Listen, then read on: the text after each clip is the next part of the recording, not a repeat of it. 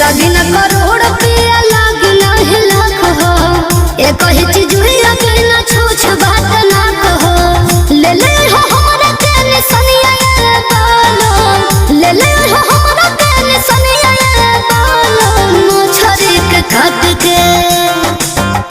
हरे मछरी के काट के न दुनिया ये बालो मछरी के काट के न दुनिया ये बालो मछरी के काट के